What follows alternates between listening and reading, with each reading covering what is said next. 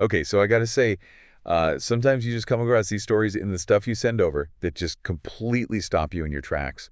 And that's exactly what happened to me going through all this material about this insane tennis match. Oh, yeah. This longest tennis match ever played. Oh, it's an amazing one. Yeah, it's just the scope of it and how it all went down. Well, and when you look at like the history of sports and you're going through all these different matches, this one really jumps out just because it's so improbable. Right. And the endurance is just off the charts, So let's paint the picture here. Wimbledon 2010, such a, prestigious tournament, hallowed grounds of the All England Club. Absolutely. And it's the first round, typically kind of a, stage for quick victories, straightforward exits. Right. But June 23rd, something totally different happened, something unprecedented. Unprecedented for sure. And it was, these two players, John Isner, the American, and Nicolas Mahut, the Frenchman. That's right. They step onto court 18. Isner, known for his powerful serve, a real powerhouse, Yeah, big server. And then you've got Mahut, who has a more balanced all-around game. Like more of an all-quarter, yeah. So you look at this matchup on paper, it looks like a pretty routine first-round match. First-round match, exactly. Right, and so that's really the central question we're tackling here today. Okay. What in the world made this match so special? How did it turn into this, seemingly endless battle and become the longest tennis match in history? And the final set is just mind-boggling. Well, the crazy thing is, if you look at how the match started, Yeah. there's really nothing unusual about it. Right. You wouldn't have guessed it at all. No. So the first two sets actually played out pretty normally. Yeah, they did. So Isner took the first set 6-4. As you might expect. Pretty standard for a big server. Yeah.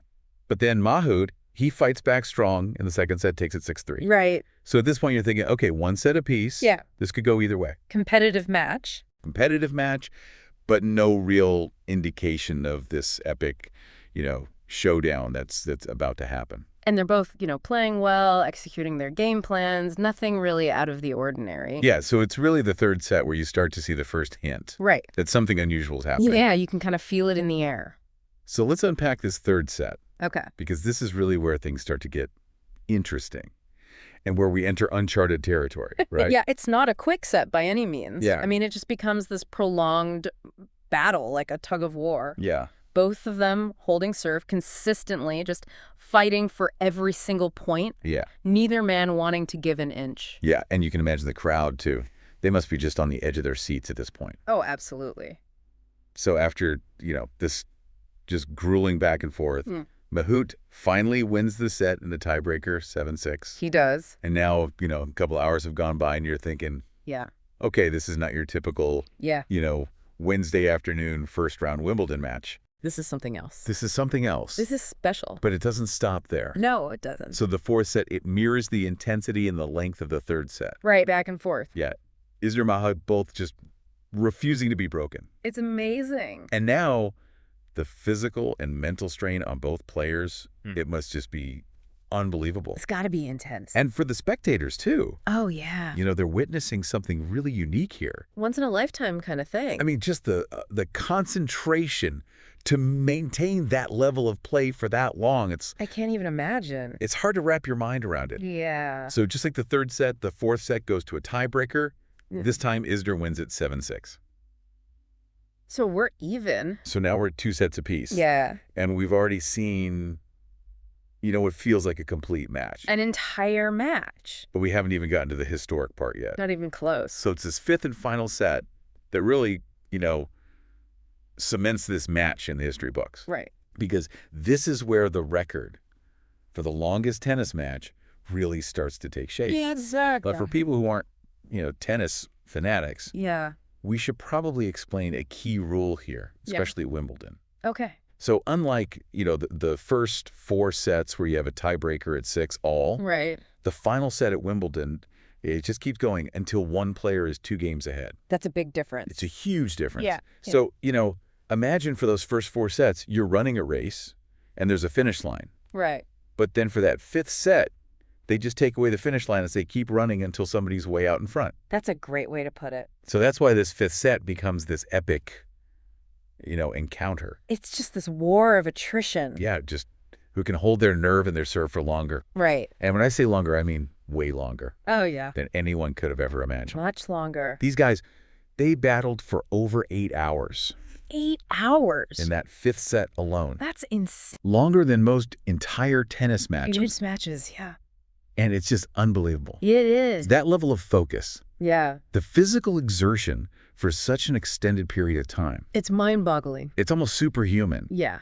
And every game just becomes this miniature battle. It's its own little war. Yeah. And, both players just digging deeper and deeper. Just finding something else. And you can just imagine the ups and downs for both players. The momentum shifts. The hope, the Yeah. despair. Right. It must have been just an emotional roller coaster. Oh, totally. And then finally, after almost 11 hours of total match time, 11 hours. Isner breaks through. Unbelievable. He wins the fifth set, 70-68. 70-68. I mean, that sounds more like a cricket score I know, right? than a tennis score. It's crazy. But it happened, and it's this just monumental sporting achievement. It really is. And the records that were broken in this match are just staggering. Oh, yeah, they're all over the place. It's not just the longest tennis match ever. It's the longest singles match in Wimbledon history. Wow. The longest match both in hours and sets played. Incredible.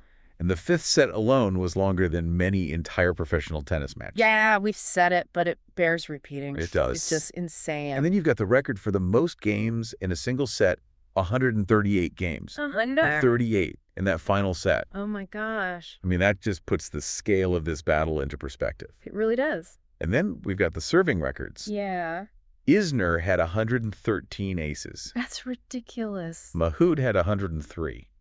Wow. I mean, those are just astronomical numbers, They are. and it really shows how dominant the serve was in this match. Yeah, neither one could break Exactly. for such a long time. And the court conditions probably played a role too, I'm sure. As the tournament goes on, that grass gets slicker and slicker, so it's just Even harder to return. even harder to return. Yeah. But, beyond these just mind-blowing statistics, Right. I think this match, it represents something much deeper. Okay, I like that. This just unbelievable fighting spirit, Right. this refusal to give up, Yeah. even when you are physically and mentally exhausted. Yeah, just pushing past your perceived limits. It makes you question your own limits. Yeah. It really does. Like, what am I capable of? Right. Could I ever push myself that hard? Did I even come close? Yeah. I don't know. And it really showcases, just what the human body and mind are capable of. Yeah, it's like a testament to that. And I think the recognition that both Isner and Mahut got after this match is just, Well-deserved. it is so well-deserved. Yeah. Even though one of them had to lose, Right. they were both hailed as heroes. Yeah. And there was this immense respect from everyone. Oh, yeah. The fans, the commentators, the whole tennis world. They had just given everything they had. Literally everything. I mean, what else could you give? And, this match, it had a lasting impact on their careers and how they thought about tennis. Well, how could it not? I mean, to be a part of something like that. It's got to be transformative. Transformative, exactly. It changes your whole perspective on what's possible. I mean, Yeah. they weren't just playing a tennis match. They were pushing the boundaries of human endurance out there for everyone to see. It's inspiring. It is. So, wrapping up here, Okay. this deep dive into the longest tennis match ever played. The big takeaway. The big takeaway for me is that this match, Yeah. the Isner-Mahut match at Wimbledon 2010, Yep. it's this powerful testament to human endurance and the power of sport. Absolutely. And it's about more than just, forehands and backhands and serves. Right. It went way beyond the technicality. Exactly. It became the story about willpower, Yeah. about strength, both mental and physical, and just the resilience of the human spirit, Yeah, just refusing to give up. Yeah, even when the odds are stacked against you. It's inspiring. It is. So it really makes you think, It does. how does this display of perseverance change how we think about what's possible? Not just in sports, but in life in general. In anything. Yeah. What Yeah. kind of mental toughness do you need to push past your limits like that?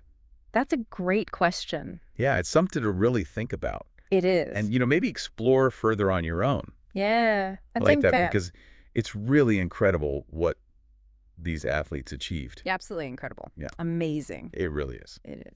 Okay. Okay. That's our show for today. Thanks for listening. Thanks for listening, everyone. See ya.